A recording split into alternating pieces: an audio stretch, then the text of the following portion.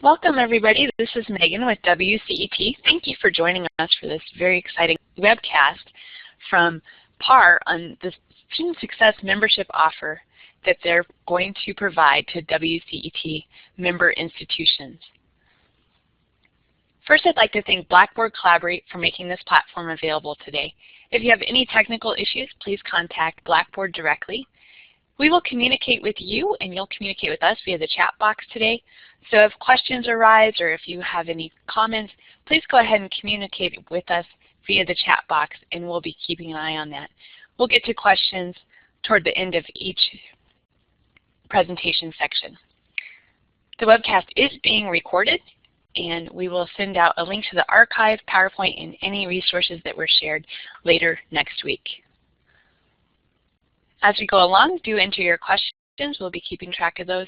If by chance we don't get to all the questions today, I'll be sharing those questions with the presenters and they'll go ahead and provide written responses, and I'll provide the link to the responses along with the recorded archive. Today our moderator is Ellen Wagner. She's the Chief Research and Strategy Officer with PAR, and she's a longtime WCET friend. She was recently our Executive Director. Please welcome Ellen. Well, thank you, and I'm sorry for that little technical glitch, but thrilled to be with you guys. What I was saying that you couldn't hear as I started talking was how happy I am to be here with you all today.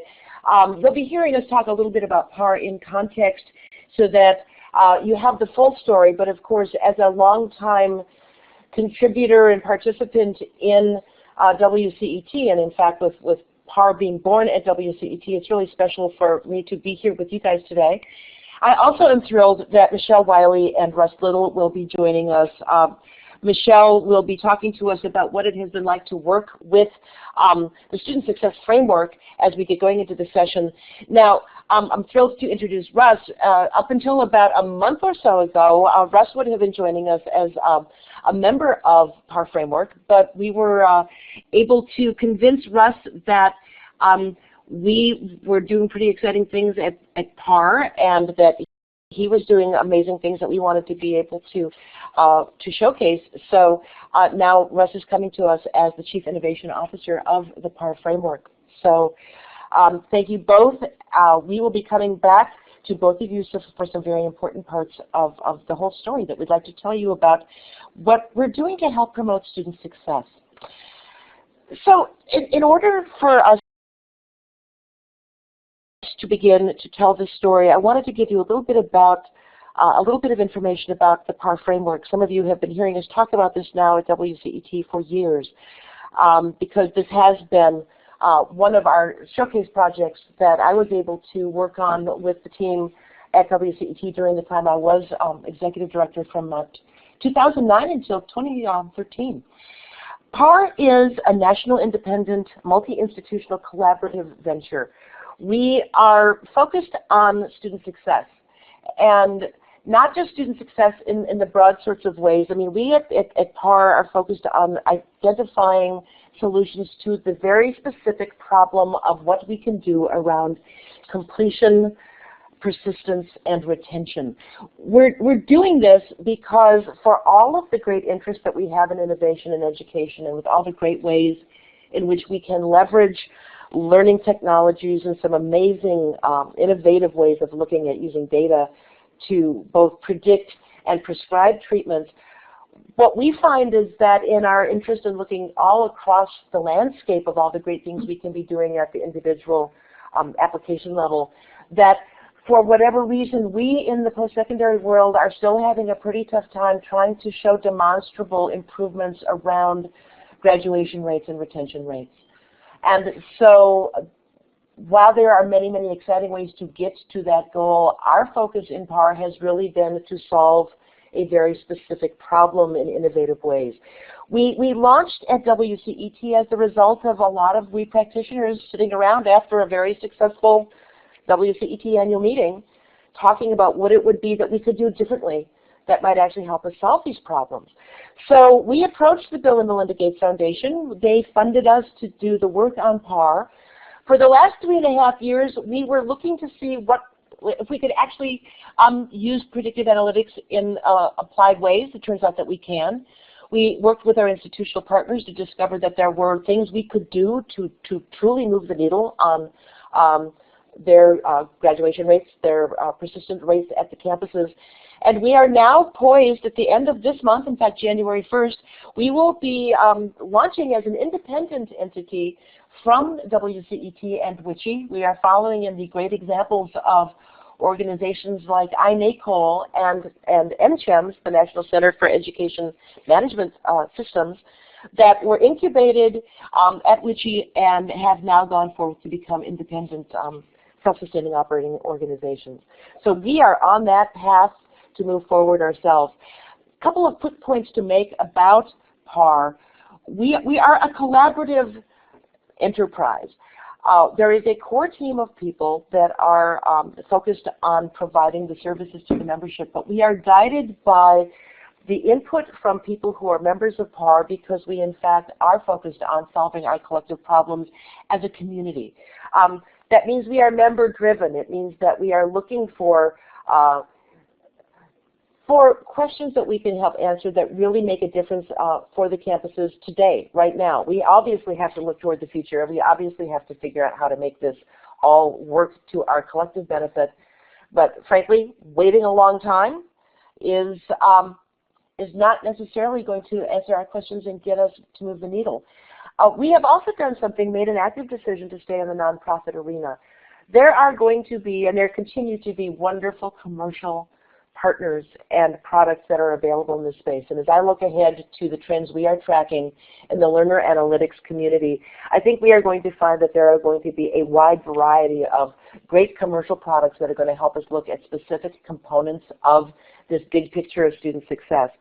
What we have found in our world is that by being focused on the pragmatic requirements of solving problems for members, we don't find ourselves being as deeply affected by changes in, say, the ed tech market, or changes in terms of what investors might be interested in looking for our quarterly returns at every given point. For us, having a voice that represents the interests of the community at large, where we can work in better partnership with commercial partners, is really a very important part of our approach to the work. So with this in mind, PAR has produced 3 very specific arenas within which we do actively support members. We have created cross-institutional benchmarks so that institutions can see how they compare with colleagues and other programs that colleagues are supporting, so that we actually get a sense on how well are we doing. We can take the guesswork out of how well we are doing with our student populations and have an opportunity to collaborate with colleagues to look at the solutions that are working within their particular student sub-communities. So that part of this has been great.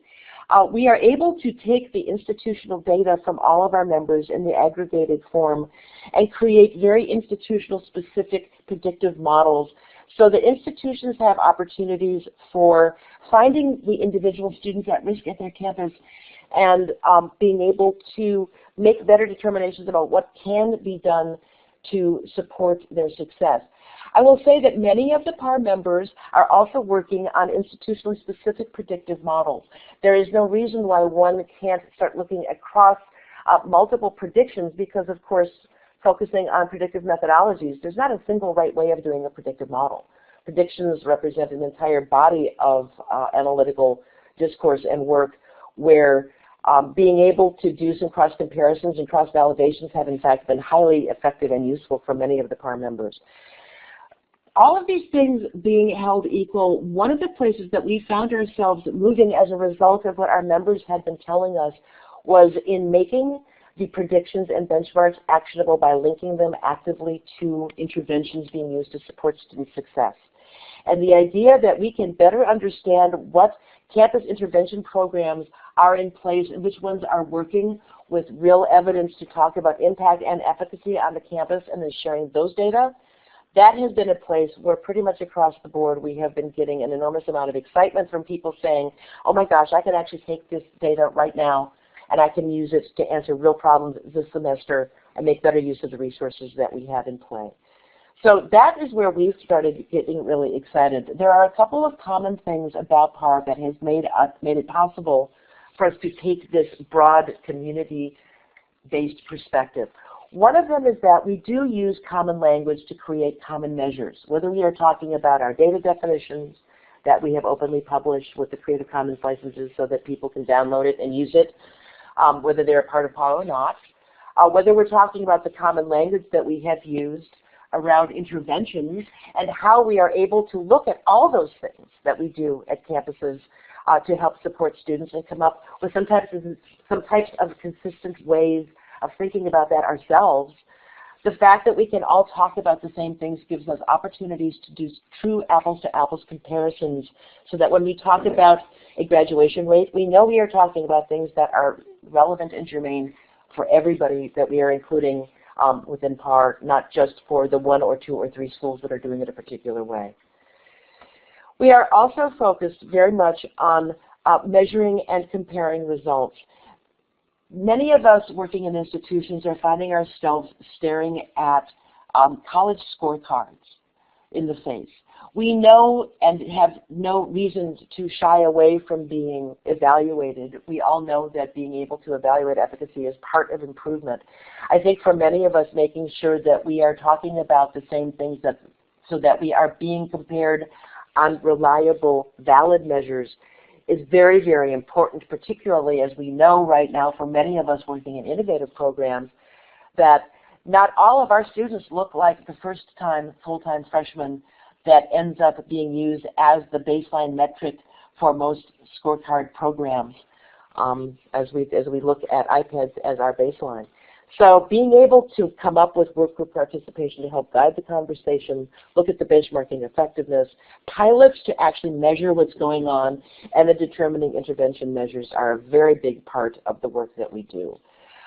This is the other thing that I think is very unique about PARs, that we share the work.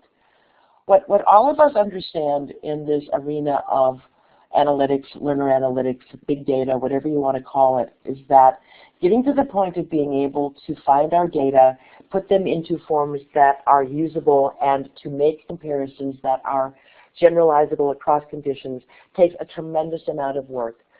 Most of us don't have the internal capacities for taking on all of that work ourselves. And even if we do, are we sure that what we are doing is going to be something that is relevant and reliable when we start working with our colleagues outside our own institutional walls? Our ability to have a complete conversation is becoming even more important. So our ability to share the work as we are on that path is a really important part of PAR's value proposition. So quickly, we mentioned that we can identify how students are doing with benchmarks that generalize both from the national sample and then with a multiple range of filters that help us get all kinds of different perspectives that would be relevant for your institution. We have predictive models that we have created to help you find the students at risk and to identify ways in which one can support them directly. And then we move into what we will be talking about today, what Russ will be walking us through, and what Michelle will be talking about in terms of how they have been using this at Penn State World Campus. We'll be looking at the best ways to address very specific points of improvement related to predictor behaviors that we can identify in the student life cycle and then find ways to respond specifically to those things where we know we can have a demonstrable improvement. So with that, we are focusing today on a piece of PAR, the Student Success Matrix Student Success Community is an effort that PAR is launching to make sure that we can keep our quest focused on things that we can do to make predictions and solutions actionable for students. So with that, I'd like to introduce Russ Little. Russ, as I mentioned, is our Chief Innovation Officer at PAR. He came to us from many years, 2 decades worth of service at Sinclair Community College, where Russ was responsible for, among many things, the Student Success Plan case management tool that in fact has helped inform some of our thinking about where we will be going with the SSMx. So Russ, with that, all right. let me turn it over to you. I appreciate that. And I'm excited to be here with you today, folks. And as Ellen had mentioned, I'm a recent addition to PAR, and she'd already talked a little bit about that student success plan. I had a large multi-year grant to take that software and make it open source, and that was an amazing and fun challenge. And as that wound down, I was looking out into the higher ed community about what my next step would be in my next adventure. And one of the main things that brought me to PAR was the student success matrix, and the idea that we could really go through and much better understand our interventions and how to deploy them and connect them to the right students. So I've been working with PAR for a while, and some of the thinking behind this and how the system might be designed as a collaborator from an institutional perspective. But the opportunity to drive this forward and take it out to a much larger mass of schools was really exciting, and like I said, one of the reasons I'm here to help make this real. So what I'd like to take you through today is the actual the student success matrix. So PAR has a couple ways that it operates. It creates data definitions and frameworks, and it gives those out through Creative Commons licenses, as Ellen has alluded to. It also offers services and tools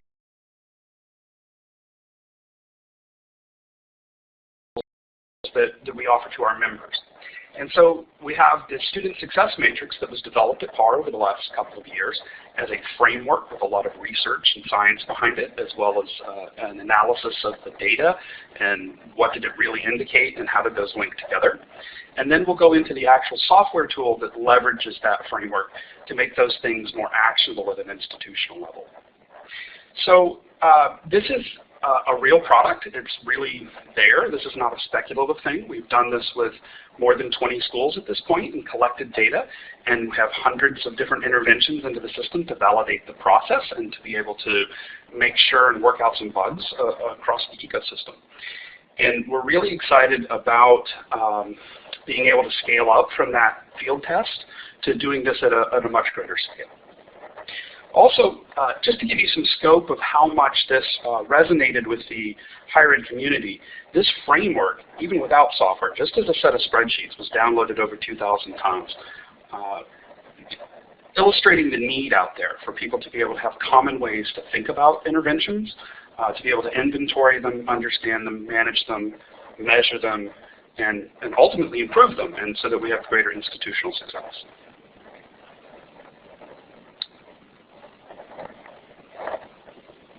All right, so talk a little bit, I just want to give you kind of a background. Over the last couple of years, Dr. Karen Swan and Dr. Peter Shea and the PAR team and Ellen and I and a bunch of others worked together to build on top of the Tinto model and kind of modify it for the predictive age and start to look at what are the ways that we can identify the predictors in literature, in our understanding of the data, and in best practices from institutions where they have evidence of success.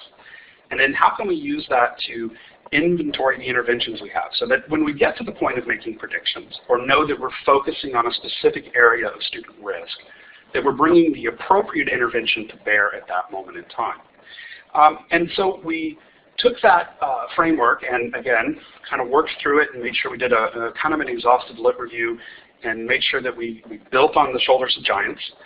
And then we're able to add this new learning on top of that and try to make it work so that we knew that we were starting from a good theoretical space before we built tools and software to expand on that.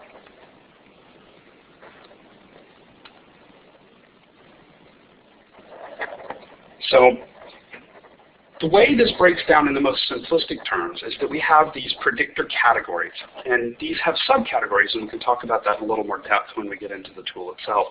But you have things like learner characteristics, learner behaviors, the perception of fit or belonging, supports, program characteristics, course characteristics, instructor characteristics, and behaviors. And these things all have been shown to predict student outcomes and success. Then we also borrowed from the completion by design work and the Gates Foundation work around timelines in academic cycles, such as connection, entry, progress, and completion. So just having an intervention in your inventory or at your institution doesn't mean it fits for every student at every point in the life cycle. And so, especially with, say, community colleges or open access institutions, the bulk of interventions are around onboarding, getting people in the door, but not necessarily in keeping them through the progression and completion phase. And you could think of this as kind of the first quarter, second quarter, third quarter, fourth quarter of the academic life cycle. And so we've used this as a different way to examine intervention and make sure that when we're looking at our resource loads, are we giving students the kind of support they need for their entire time with us at institutions, or only in certain areas? Are we supporting them in a whole bunch of different ways, or are we supporting them majoritarily around just their behaviors or just their characteristics? Or have we really looked at things like programs and courses so that we have this more holistic, kind of very inclusive view of the entire institution and how we support students?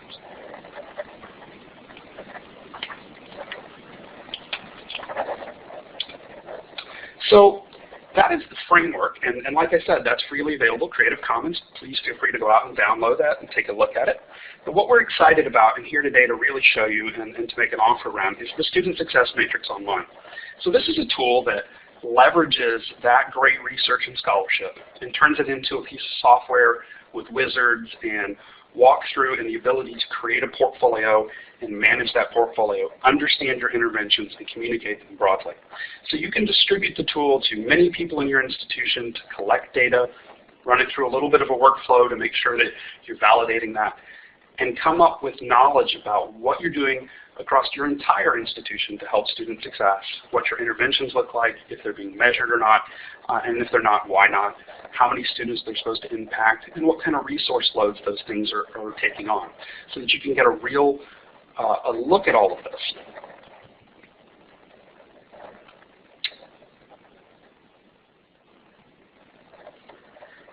So this is a view of inside the software, and what we're looking at here at the top is the total number of interventions, and then we're looking at those main categories, learner characteristics, behaviors, and we can see how many interventions we have of that type, and how many of those interventions we have at each one of those academic phases or life cycle. So we can just quickly get an idea that in this case we have no course or program characteristics in the completion phase. Well, maybe that's something we should go look at or discuss. But we can quickly just get an overview, and we can see that these things were submitted, and we can see how many were completed. Yeah, actually, Russ, if I could just jump in quickly on that last slide.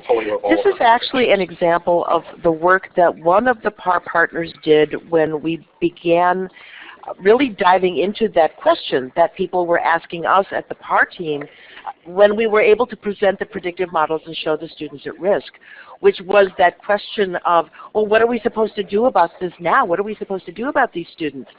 So we literally worked with a couple of our institutional partners to start inventorying the things that they do for students that are at risk.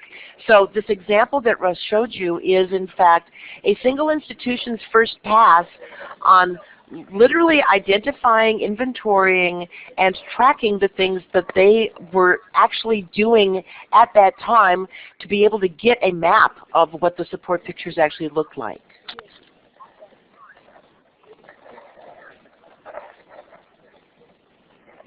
So to build on what Ellen's discussing is that it's very hard to measure what you don't know you have. And when we were talking about do predictives work, are they really having the impact we believe they're having? One of the challenges became we didn't really know what all of the different interventions were that we were taking. And beyond that, and most institutions don't have a portfolio where they understand all the interventions, the impacts they have, and then if they're being measured or not measured, and how many students they're supposed to reach. And then also interaction effects. How many interventions are we giving to the same students over and over? Where are those interventions stacked? And so when we started to struggle with the idea of how do we show that predictives really do have the impact that the science shows that they do, but in an institutional framework.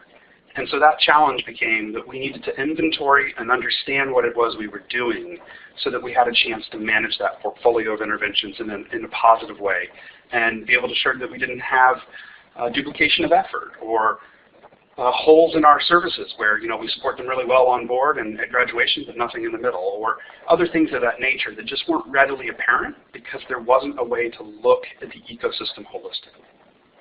So what you're seeing here, just really quickly, is just a list of those same intervention categories. And what we've provided is just some descriptions and kind of taxonomy so you can work through and know what belongs in each one of those categories. You can also see below there that we can break those out. So the interventions have subcategories, so you can get pretty granular about, we're supporting students from a specific group or socioeconomic background or first time in college, etc., so that when we're tagging these things that we can be very specific beyond those big broad categories.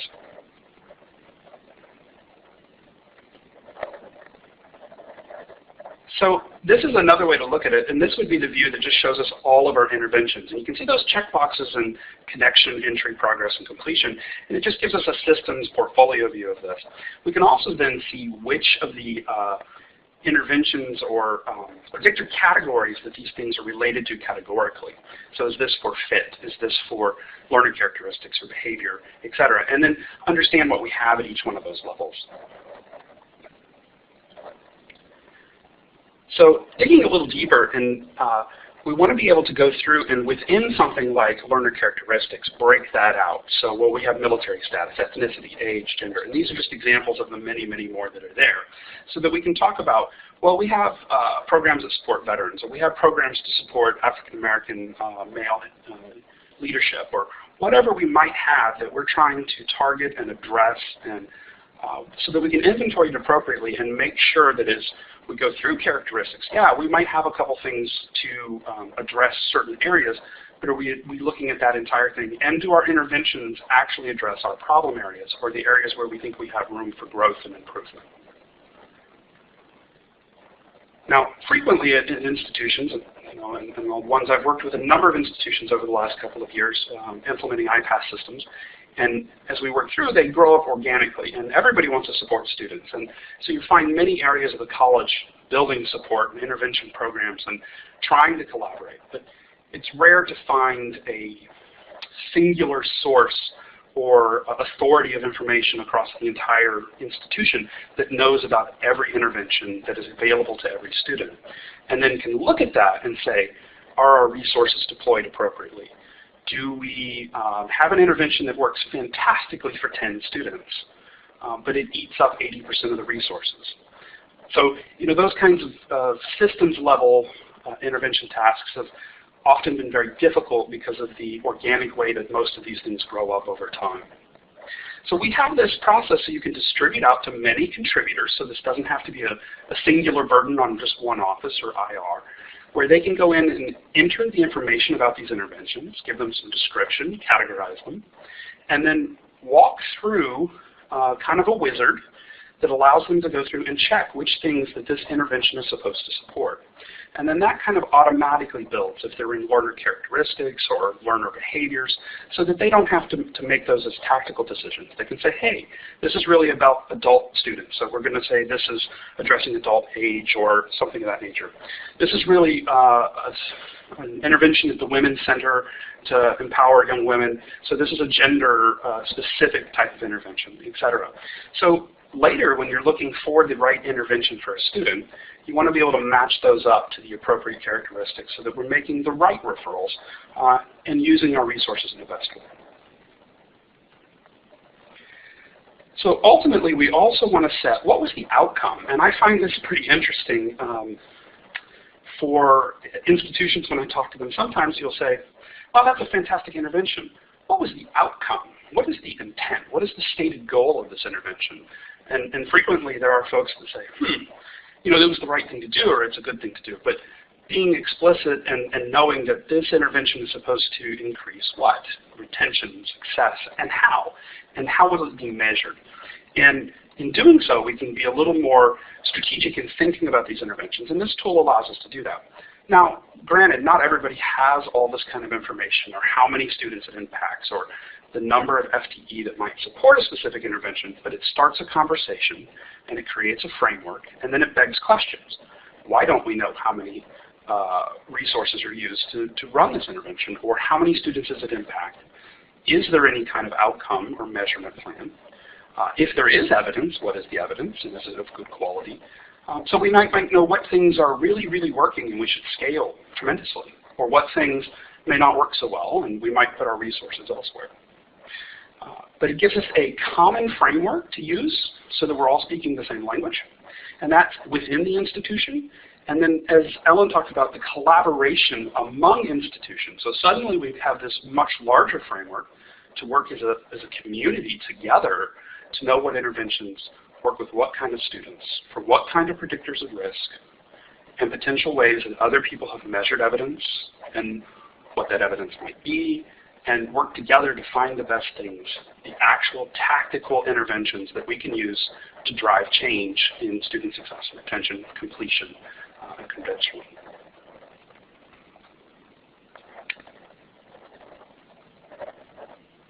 So overall, you're going to have this is just kind of back to the summary. So now you have this portfolio, and you can see all of your different interventions. You can see where they come in. You can pull information out of the system to understand where your resources are being applied, and to know if you have gaps or missing elements in that support structure.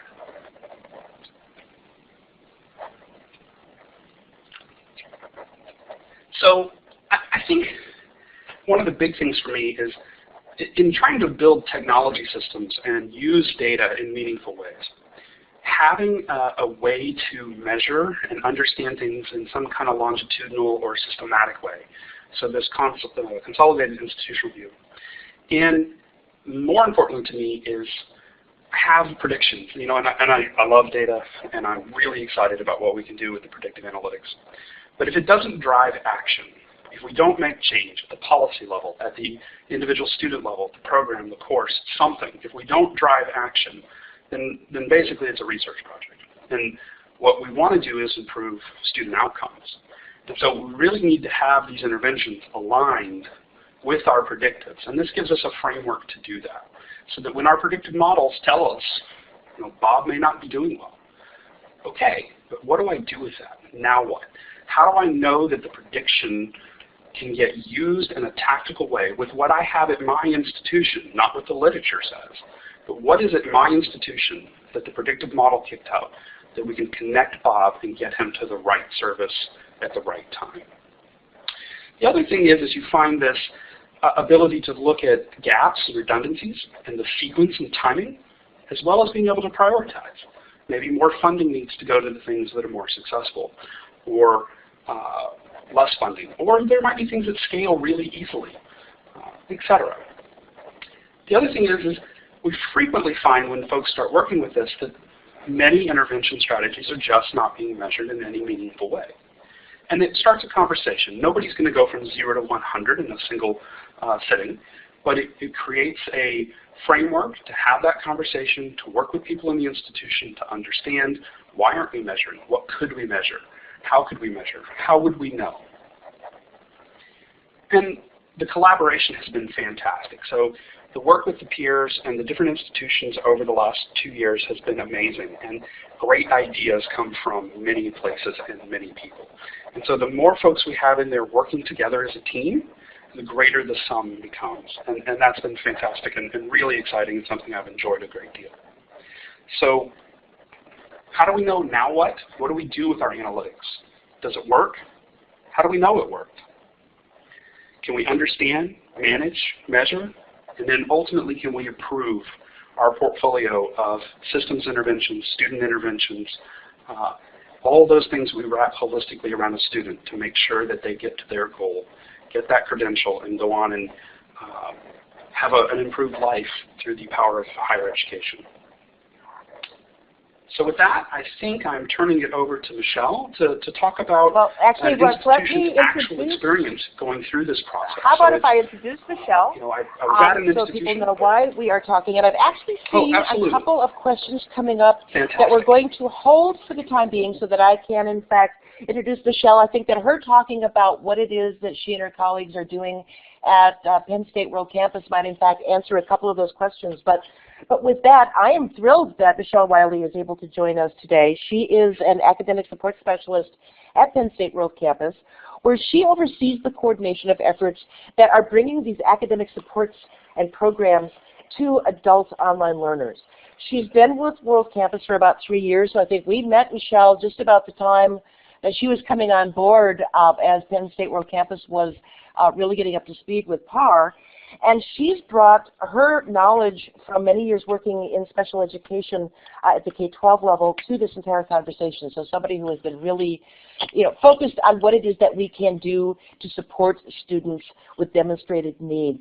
I think her role as the academic support specialist gives her a lot of opportunities to work with a lot of the adult learners in higher education who really do fine in many of the parts of the academic life, but frankly, as adult learners, they have some very unique needs and interests that be served as well. So with that, Michelle, why don't you tell us about what you've been doing with SSMx and the ways that it has been supporting your work at Penn State World Campus? Sure. Thanks, Ellen, for the wonderful introduction. So we started working, and when I say we, I mean Penn State World Campus. We started working with PAR about a year and a half ago, thanks to a grant from the Bill and Melinda Gates Foundation. And I was brought on board as an academic support specialist to assist in taking inventory of all the interventions that the folks at World Campus were using to support students. Because like Russ said a little bit ago, there's so many interventions out there, and no one was really collecting what those interventions were and how they were being used. So the project, and it is a project, of completing the matrix has made some pretty nice contributions to World Campus. There's been much greater conversation and collaboration between units and departments as we collect information and continue to collect the necessary information to complete the matrix. Units are working together to provide students with services. For example, if a program is asking for tutoring that we don't currently deliver, the lines of communication are open now between that department and academic support. So prior to the collaboration on the matrix, there may have been multiple steps that someone would need to take in order to get to the service, and now people in other departments know directly who to make contact with, so that's really nice. Currently, we have about 91 interventions entered into our matrix that we are working to get completed. And that's a lot. And that is when we started collecting the interventions was when we were using the paper spreadsheet that was talked about earlier in the presentation. So when we started this, it was all being written on paper. But now we have this wonderful student success matrix that we can put it in electronically and saves tons of time. So we have these 91 interventions, and we started, when we started doing this, we thought, well, you know what, once we get these interventions, this is going to be something that we can pull together pretty quickly. However, we found that we, and me necessarily, because I'm the one that's entering the interventions, don't have the expertise in some of the areas that we need to complete the matrix with the right information. So therefore, I have had to take the time to reach out to other units and other departments and get their input on these interventions. There are new interventions that have developed over the last year since the 91 that were collected, and those are going to need to go into the matrix as well. So I've since brought on a colleague that works with me in advising on learner success here at World Campus, and he's helping me be able to organize all this information and put it into the matrix. It definitely takes time, cooperation, and patience from everyone involved to move the matrix toward completion. So people have to make time on their schedules to meet with me and my colleague as we try to get the information that we need to complete the matrix. So we're using the expertise of the other staff members and other departments and units, and this has resulted in an overall better understanding of what the matrix is and how it's going to be used and how we'd like to use it, and it's generated a lot of excitement over the possibilities of using it with our adult learners. Just having the ability to quickly identify those students who might need extra support has put us in a position to make the educational experience for these students a great one right from the very start. So looking at the predictors prior to them having an issue it puts us in a great position to get these folks off to a great start rather than waiting until they don't pass their first test or are ready to drop out because they're struggling with math. Being able to categorize the interventions has given us a visual of the areas within the academic cycle that need support. So for example, if we see we have a high number of interventions in, say, the connection and entry phases and fewer interventions in the progression and completion phases, then we can use that information to drive program development towards those areas that have those holes. So like Russ was saying earlier, you can plan your programs around where your needs are instead of trying to figure out where those needs are. Now you have a visual representation of it. Taking a good look at the interventions has also given us the opportunity to create efficiencies when we see a duplication of services. For example, if say 2 units are providing the same tutoring services, we look at how we can get those units to work together to maybe provide a better overall experience for all those students. So if one unit is spending the same amount of time and money tutoring 10 students and another unit is spending the same amount of time and money tutoring 200 students on the same topic, maybe there is some way we can join those 2 units together, and that would free up one of the units to maybe work on other programming for somewhere where we have a hole. Anytime we request money for building new programs, we have to have support from research and data in order to request that money. It has to go right in with the request.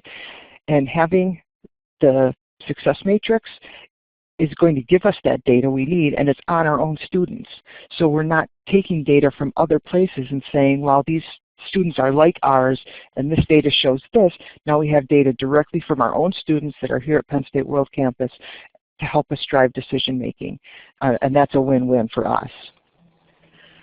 We currently use an online readiness assessment that measures non-cognitive skills students bring to the online learning environment, and we would like to be able to use the data collected from those assessments in conjunction with the PAR data to provide the best individualized learning plan possible for those students who present at-risk factors from the very start. I think that the matrix has the potential to spread best practices among institutions and to also reinforce the need to measure the efficacy of each intervention. Through our work with PAR and the matrix, we're looking at new ways to improve how we measure the success of our interventions, and we are looking forward to being able to collect the quantitative data that we need to drive changes in support programming within our institution. So I can't say enough good things about this. It is a lot of work, it takes a lot of time, and it's hard work, but the results we're going to get from it are worth every minute of the time that I've spent working on Michelle, this. that's a wonderful testimonial for a tool that when we started, there are quite a number of really great questions here, and I do want to take time to get back to that momentarily. But sure. As I just remember in talking with you about this, being able to find the places where if you have to make some choices, you want to do it with evidence. And if the evidence might be that that there are some of these places where maybe from a theoretical perspective, the idea behind an intervention is great, but if nobody's using it, and if there's money being invested and you can actually get more bang for your buck in other places where more students are being served, there is an opportunity to do some very pragmatic, evidence-driven decision-making to help get the better value for where where you're going to spend your scarce time and resources, right? Absolutely. Absolutely. I have remembered hearing from a couple of other PAR institutional colleagues that have been doing the work where we actually saw something happen in one of our meetings where an intervention was actually removed from the panoply of interventions, and it literally came down to a question of, well, what is this program over here? Well, who was associated with this program? And it turned out that it was an artifact from a grant that had been written maybe 10 years before, and that it continued to be on the books, and there continued to be some budget associated with it, but in fact, it was an artifact of a long gone, long completed grant. And so at that point, that particular intervention being removed from the catalog was also a point of success. There's really, for many of us in education, we weren't necessarily sure what the magic combination of interventions really was. And so I think for many of us, the hesitation to kill something that might actually be working but we just didn't know is pretty strong. So have you been finding yourselves moving down that path a bit, Michelle, in terms of being able to get the real insights into places where you are getting the bigger returns? Absolutely. I think that, we're a staff of innovators here, and everybody has a lot of good ideas on ways that we can help students be more successful. And rather than keep generating program after program after program, we need to take a look at what we already have here and weed out those ones, like you're saying, that just aren't used anymore or are old or need to be updated, and what needs to be updated, from the last 2 or 3 years. So by weeding out the older interventions and bringing in more specific interventions to the students we have right now, it's definitely going to be beneficial for us. I'm going to use this as an opportunity to respond to a quick question because, Michelle, I'm actually going to ask you to answer it once I set it up. Oh, boy. But there was a question. Well, I think that this is actually going to be a pretty easy one. Okay. So this will be a nice softball to you. But the question was, that many campuses have already made a lot of investments in different types of tracking tools or intervention tools or watch list tools or what have you. And, I think what we've found in our PAR work is that it's not necessarily up to an external provider of checklists or portfolio tools to make the decision about what works best or not. But what we've just found is that people have had no way, A, of keeping track of what's going on systemically, or B, where there might actually be impact from some of those other systems. So rather than thinking about this as a replacement for other systems that are in use on campus, this is more of an inventory tracking and mapping tool where we can, in fact, start bringing the financial evidence in, and of course, that brings us to a whole other point that I'll address here momentarily with another question. But you're not finding that PAR is a replacement for things you're already doing. What I've heard you guys say is that you're able to get better value of the other platforms you have in-house because you know where they're going to work most effectively and when they do. Absolutely. For example, the online readiness assessment that we use, the data that we get from that is just going to be, I think, very easily tied into the data that we have from PAR. So these two interventions, I guess we could say, or these two ways of collecting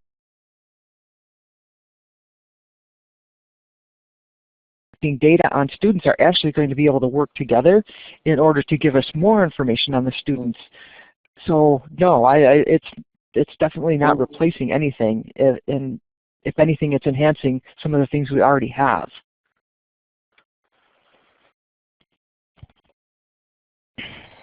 Actually, with that comment, I'm going to put Russ a little bit on the spot because this is, I know, something he's been thinking about.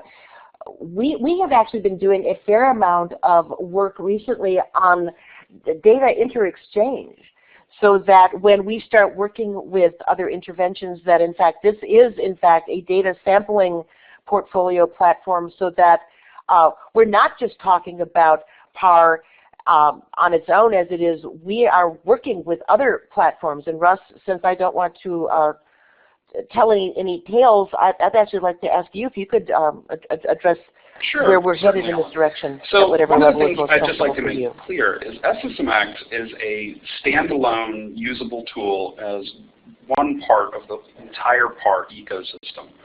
So it is really about inventorying the interventions. It is not at the student record level data. But PAR does have tools at the student record level data. And we are working with a number of vendors in the early alert space and IPASS space to be able to pass information back and forth, to be able to use the predictive scoring to make end user and practitioners aware of the risk for those individual students. With the SSMx, I think the value here has been, can we pass to those systems the appropriate intervention for a given risk. So if we have the inventory for a given institution, and we know the student's at risk, we know the student is at a specific place in the student life cycle, can we look at that institution's inventory? We can look for the risk factor, and then we can find the solution that best fits that risk and make that as the recommendation, instead of taking kind of a catch-all approach. Hey, this student is at risk for not completing this course successfully. Well, that's not tremendously useful completely alone. So this student is at risk for not completing this course successfully. And here are the 4 interventions that fit at this point in this student's career with this student's characteristics and with the predicted risk factors. And that's kind of how this all ties back together, as Ellen is talking about. So we're able to interchange with those other systems, Starfish, SSP, and some other things that we're working on, to be able to hand back as an early alert or to set grouping of students so we know who might fall into certain risk categories. But then more importantly, what might we do about it? And I think that to me is the most exciting piece, is that we're trying to move beyond just knowing that Bill needs help, but also giving the practitioners or Bill himself a chance to know what they can take as action to actually change the outcome and perform better. That's great, Russ. Thank you very much. I am mindful of time and realizing that I have a couple things that I want to make sure we share, and then I will want to turn it back over to Megan. So what I'm going to do right now is to thank Michelle so much for her remarks today, and Russ for your remarks as well. What I'd like to do is to get started, just a quick review, specifically to make sure that you guys do understand we are talking about a part of PAR. This was a place where we know that as people are looking at the big analytics space out there, that it can be really confusing about where to get started. And so for us, finding a place where the rubber truly hit the road, being able to start with interventions that we are already investing in, that are already being used, and giving people a chance to start really looking at what they're doing and to start being actionable seemed like a really easy win where we could start rolling up our sleeves right now and getting some things done while giving you an opportunity to be at the forefront of addressing this now what problem. We also know that at these times when this is still pretty early on, in fact, I've had a chance lately to spend so much time at meetings in the last 2 months really, that I am struck by how much this reminds me of what it was like when many of us were discovering online learning. And there was no guidebook for how to do it the right way. Here we are at the forefront of this really exciting time and working together where we can help illustrate what we are doing together and do this as a community of practitioners really can't be overstated. We need each other right now to make sure that the conversations that we want to have continue to be the ones that are brought forward. So, you know, this is really why we think that this success community is going to be unique. We are focusing on innovation, but we have a real outcome we are hoping for. We want to make sure that we give you the evidence that you can show your stakeholders where you're addressing persistence, retention, and completion problems and opportunities. We are also unique that we do have common data definitions that we have agreed upon together as a community, and we make these available so that you don't have to reconfigure all of your data to be a particular way. You have lookup tables and meta tags where we are able to have conversations where, as Russ Little so eloquently stated in a Campus Tech article a couple years ago, we actually have a Rosetta Stone of student success data where we know how to talk to one another no matter where we come from in the big ecosystem. We've got common processes to help distribute the work, and common measures are going to help minimize the guesswork around what we can do to make students successful. So it is with this that we wanted to come back to WCET as we are going forth, PAR in general, going forth as an independent entity. The fact that we came from WCET and we have really cut our organizational teeth on the values of working within this community, we wanted to make sure that we were able to do something with WCET to keep this energy going as well. So this is a discounted membership fee specifically for the SSMx, for the Student Success Matrix community. We will give give you immediate access to the student success tools, to the portfolio tools, and of course to the community of practitioners to give you an idea of how it's working, what it looks like at the different PAR institutions. The other institutions that we have worked with through the IPASS program, that in fact were really the partners with whom we worked to show us that we could actually get started on interventions without necessarily needing to focus on a full student data extraction. And what we wanted to do is to give you a 12-month opportunity to work with the portfolio tool and to be a part of this community so that you could start realizing value on the event interventions almost immediately. What we'd like to do to facilitate this conversation is to tell you how to get in touch with us. And we will be very happy to talk with you about pricing and terms and getting you started right away.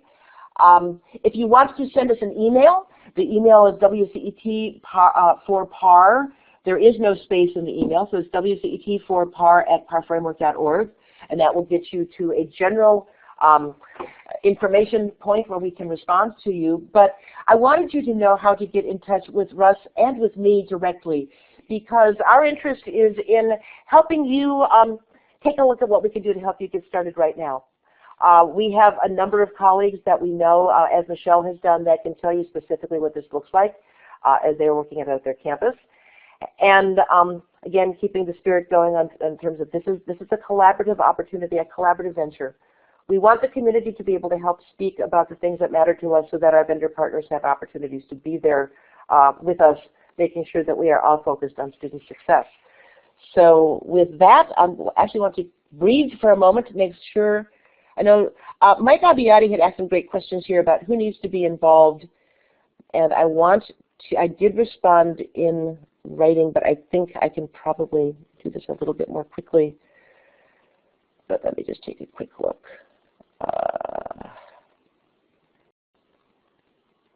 Actually, what I might do is ask my WCET colleagues if there were some questions that they saw come up that they could summarize for us, so I make sure that I don't miss them in this short amount of time that we've got available, because I want to make sure Megan can do her outro and still get you off to the rest of your afternoon. Hi, Ellen. This is Megan. I'm just going to jump in here. I think we answered most of the questions. There was a question about price in there, and I think that can be addressed when you do your follow-up correspondence. And then I went ahead and put your response in the chat box regarding staffing. Oh, great. It's a great response and a great question. So again, thank you, Ellen. Thank you, Russ. And thank you, Michelle. This was a very valuable and worthwhile conversation. I think we all learned a lot more about how these interventions can be used in the real-world institution. And if there are any other questions, go ahead and enter them into the chat box, and we'll get to them as we have time, or I'll go ahead and share those with the presenters after we conclude. That's great. What I will say is that this special, we are bringing this into WCET, of course, and what we'd like to do is to connect with you. This is an exclusive WCET offer. You're not going to find this through any of your other associations. You really won't find the general offer made on the website yet. We will be moving in this direction, but we wanted to start with our community, and so we will be focusing on this particular special until January 30th, 2015. So please don't be shy if you just want to find out a little bit more about what we're doing. Russ and I are pretty responsive, and of course we can put you in touch with other colleagues if you have deeper questions. Great. Thank you again, Ellen, and that concludes our webcast. I will send the link out next week, at the latest the 17th. But in the meantime, do get a hold of us if we can be of any assistance or answer any other questions. So enjoy your afternoon, and thank you for joining us today. Thanks.